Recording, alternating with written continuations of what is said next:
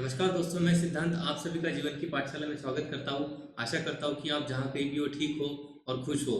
Keeping this theme, let's start today's video. Recently, I completed one course. It's a course by Barbara O'Neill. She is an Australian wellness educator. One thing I learned through her course is our body has natural ability to heal itself if we give it the right conditions. मतलब हमारी body में inbuilt एक capability होती है कि वो खुद को रिकवर जल्द से जल्द करती है अगर हमने उसको if you provide right condition means there are 8 laws of health which I will share in the subsequent videos. अगर इन 8 लॉज को हमने फॉलो किया तो पहली बात तो हम बीमारी नहीं होंगे, अगर हो भी गए तो बहुत जल्दी रिकवर हो पाएंगे। This is the fantastic thing about this 8 laws of the health. So I'm very excited to share all these 8 laws and the entire course with you people. So stay tuned with me. So today I will focus especially on the question the real cause of diseases या फिर why do we fall sick, हम बीमार क्यों होते हैं और आज 21st century में हम क्यों इतने जल्दी बीमार होते हैं, क्यों लोग कुछ लोग ऐसे होते हैं जो बीमार होते हैं एक बार बीमार हो गए तो वो जल्दी रिकवरी नहीं कर पाते हैं। तो what is the basic reason behind it? So basically there are two theories which addresses this question. First is gene theory and दूसरे को बोला जाता है germ theory. Today we will discuss the gene theory. So let's kick start. All of us are corrupted with the cell phones and we know that cell phone, हर cell phone में क्या होते हैं, सॉफ्टवेयर्स होते हैं, apps होते हैं। Without अगर ये एप्स खराब हो गए तो इनबिल्ट सॉफ्टवेयर्स भी अगर खराब हो गए तो मोबाइल ढंग से काम नहीं करेगा। इन द सेम वे अगर हमने ह्यूमन बॉडी को एट द माइक्रोस्कोपिक लेवल पे देखा तो our body is made up of million infinite number of cells. तो this is the structure of the cell actually. अब क्या होता है, जैसे ये सॉफ्टवेयर है तो इस सेल का सॉफ्टवेयर होता है, this is nothing but a DNA. तो जैसे इनबिल्ट सॉफ्टवेयर अगर खराब हो गए तो मोबाइल किस काम का नहीं, किसी भी काम का नहीं। उसी तरीके से अगर ये डीएनए ढंग से काम नहीं करेगा तो सेल काम नहीं कर पाएगा। अगर सेल काम नहीं कर पाएगा इसका मतलब बॉडी आपकी जो है ढंग से रिकवर हो नहीं पाएगी। तो सिंपली यू कैन अंडरस्टैंड, अगर आपकी बॉडी जल्दी रिकवर नहीं होती है, अब आप बीमार पड़ते हो, जल्दी रिकवरी नहीं कर पाते हो, सिंपली इसका मतलब है कि आपके सेल्स ढंग से काम नहीं कर रहे। और सेल्स अगर ढंग से काम नहीं कर रहे, इसका सिर्फ डायरेक्ट मीनिंग है कि आपका डीएनए ठीक नहीं। तो लेट्स सी कि कौन कौन सी ऐसी चीजें हैं जो डीएनए को डैमेज कर रही हैं। तो अगर हमने डीएनए को देखा, this is the birds eye view. ये जूम करके अगर मैंने डीएनए का पिक्चर दिखाया है, नाउ यू कैन सी ये जो मिडल में जो दो स्ट्रैंड्स हैं, इन दो स्ट्रैंड्स को कनेक्ट कर जो चीजें बीच में जो लाइंस हैं, these are nothing but amino acids. ये जो स्ट्रैंड्स है ये जो बने होते हैं वो बनते हैं पॉलीसैकेराइड से। पॉलीसैकेराइड्स को पॉलीकार्बोहाइड्रेट्स भी बोलते हैं। It is a long chain group of carbohydrates like glucose, starch. इतना डिटेल में जाने की जरूरत नहीं, सिंपली याद रखना कि ये स्ट्रैंड जो है पॉलीसैकेराइड से बनते हैं। और ये दो स्ट्रैंड्स और एमिनो एसिड को कनेक्ट करने का काम जो होता है, यहाँ पे आप जॉइंट्स देख सकते हो, ये ऑरेंज डॉट्स जो देख सकते हो, दीज आर नथिंग। यहाँ पे कॉर्नर्स पे जो जॉइंट होता है ये है, it is nothing but the minerals. So basically DNA को अच्छी तरीके से काम करने के लिए तीन चीजों की बहुत ज्यादा जरूरत पड़ती है। First is amino acid, second is polysaccharides and third is minerals. अब प्रॉब्लम क्या हो रहा है, in the fast forward society हम जो बहुत ज़्यादा डिपेंडेंट हो गए ये फास्ट फूड के ऊपर। ये जो फास्ट फूड है, जो इंडस्ट्री वाले लोग, जो भी लोग ये बनाते हैं, हमें बेवकूफ़ बनाते हैं बेसिकली। इनमें जो फंडामेंटल चीज़ है जो डीएनए को ढंग से काम करने के लिए ज़रूरी है, उनमें से एक भी चीज़ इन चीज़ों में इस फास्ट फूड में नहीं है। ना इनमें एमिनो एसिड्स हैं, ना इनमें पॉलीसैकेराइड्स है, ना इनमें मिनरल्स है। तो दीज जो जो चीज़ हम सबसे ज़्यादा 21st सेंचुरी में कंज्यूम कर रहे हैं, इन चीज़ों में जो फंडामेंटली डीएनए को काम करने के लिए, डीएनए को हेल्दी रहने के लिए जो चीज़ें होती है, ये तीन चीज़ें बहुत ज़्यादा ज़रूरी है। और वही आज हमारे फूड में डिफिशियंसी है सबसे ज़्यादा। देर इज नो अब simply you can understand with the help of example. अगर आपने पेड़ को पानी नहीं दिया तो पेड़ मर जाएगा। उसी तरीके से अगर डीएनए को ये चीजें नहीं मिली तो डीएनए ढंग से काम नहीं कर पाएगा। तो क्या, तो इसका मतलब ये है क्या, जो लोग आज हेल्दी खाना खाते हैं, हेल्दी वेजिटेबल्स खाते हैं, खुद का खाना खुद उगाते हैं खेत में, तो वो लोग, उनका डीएनए बहुत ज़्यादा हेल्दी है, वो अच्छे से काम कर रहा है। Is partly right and partly wrong, because ये जो आज जहाँ अ, जिस जमीन में हम ये जिस जमीन में हम ये वेजिटेबल्स वगैरह, फ्रूट्स वगैरह उगा रहे हैं, वो जमीन में ही मिनरल्स, वाइटामिन्स एंड बाकी न्यूट्रिएंट्स की कमी है। बिकॉज एक्चुअली होता क्या है कि आज एक क्रॉप लेने के बाद, कोई भी एक फसल लेने के बाद, उस जमीन पे हम इमीडिएटली कोई भी दूसरी फसल ले नहीं पाते हैं। बट आज फास्ट फॉरवर्ड के कारण हम इतने लालच भी बोल सकते हैं, we become so greedy that हम वेट ही नहीं कर पाते, we take immediately the another crop on the same land. ना वो लैंड को हम रिकवर ही नहीं होने जाते, उसमें जिसमें मिनरल्स, वाइटामिन डिफिशियंसी है, वो रिकवरी नहीं हो पाती है। And with the help of pesticide, insecticides and number of things जो हम आज यूज कर रहे हैं, हर्बिसाइड्स, उसके कारण क्या है, जो ये तीन चीजें हैं जो डीएनए के लिए बहुत ज्यादा जरूरी है, वो इन चीजों में भी डिफिशियंट है। तो यू कैन अंडरस्टैंड, ये छोटा मोटा इशू नहीं है, it is a very big issue that need to be addressed. इसका एक ही सॉल्यूशन है, that is nothing but organic farming. Now पहली चीज तो ये है कि जो हम खाना खा रहे हैं आज, उसमें डीएनए को जो चीजें चाहिए वो है ही नहीं। तो और वो हमारा डीएनए बेसिकली हेल्दी नहीं है। अब इसमें क्या है, it's like adding salt to the injury. मतलब ऑलरेडी प्रॉब्लम है, और उस प्रॉब्लम को और भी गहरा करने का काम कौन करता है, that is nothing but the damage to the DNA. मतलब हमारा डीएनए ऑलरेडी अनहेल्दी है, अब उसको और भी अनहेल्दी करने का काम कुछ चीजें कर रही है।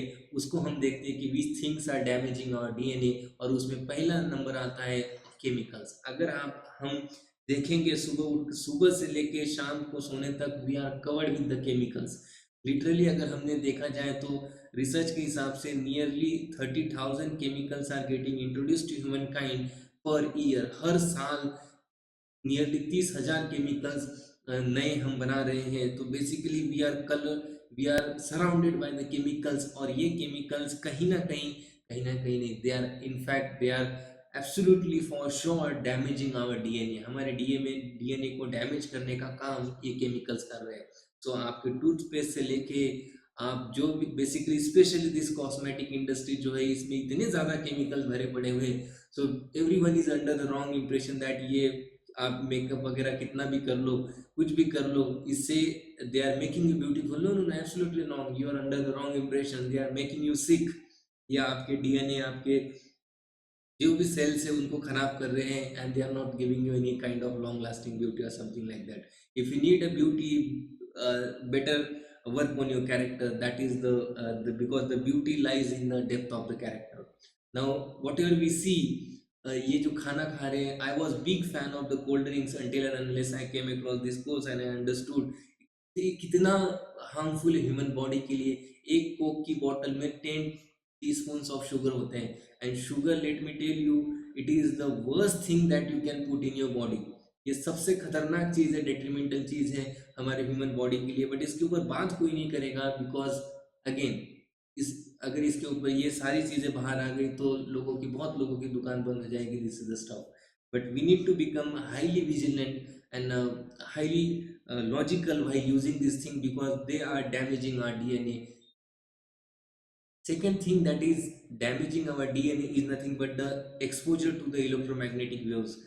Today we can see that all of us are corrupted with the cell phones, or 24 hours, 24 into 7, you can say that we are surrounded by the electromagnetic waves and radiation. So ये ज़्यादा cell phone use करना, in fact no, सोते समय I used to do it. I used to put my cell phone on the charger just beside wherever I sleep on my bed. This is the worst. When I been through this entire course, I understood this is the worst thing you can do, because it is ये जो है यहाँ पे electromagnetic waves constantly emit कर रहा है आपका cell phone. In fact it is said that अगर आपको नींद का इंसोम्निया का कोई भी किसी भी तरीके का प्रॉब्लम है, if you want to have a deep sleep, तो इनफैक्ट रूम किस आपके जहाँ पे आप जिस रूम में सोते हैं उसके उस रूम में कहीं पे भी चार्जिंग का सॉकेट नहीं होना चाहिए। आपने बेसिकली उस रूम में चार्जिंग ही नहीं करना चाहिए। अगर आपके पास कोई जगह नहीं है तो better keep it in the corner, कोई रूम के कोई कोने में अगर इसे आप लगा दो। बट ऐसा अगर करोगे तो it will damage your brain sales और कहीं ना कहीं आपके डीएनए को डैमेज करने का ये बहुत बड़ा काम कर रहे हैं। Next, using people feel that this is modernity. No, this is not modernity, it is stupidity. In fact I was also stupid because I used to use it until and unless I understood it. This eardobs, you know, जो भी हम use कर रहे हैं आज, इतनी ज्यादा चीजें लोगों मॉडर्निटी के कारण people are using it. No, this is somewhere damaging your brain cells. ये हमारे ब्रेन के टिश्यूज हैं उनको डैमेज करने का काम कर रहे हैं because of high exposure to the electromagnetic waves.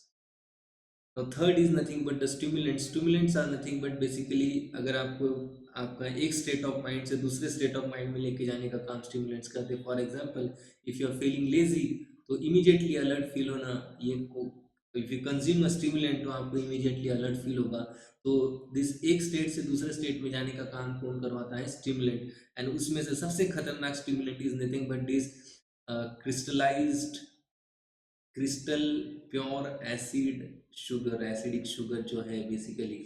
So refined sugar जिसे बोला जाता है जो घर में यूज करते हैं, this is I have already told the worst thing to put in our body because it is causing a number of things, diseases like cancer, number of it is a contributing factor in every disease। Her disease में कहीं ना कहीं reasons एक होता है, that is nothing but the consumption of sugar। तो इनफैक्ट ये इतना सीरियस टॉपिक है, इसके ऊपर I will make a separate video on this, that why we should not consume the sugar. Second stimulant is nothing but the caffeine. Again, I was under the wrong impression that caffeine is important for the brain health.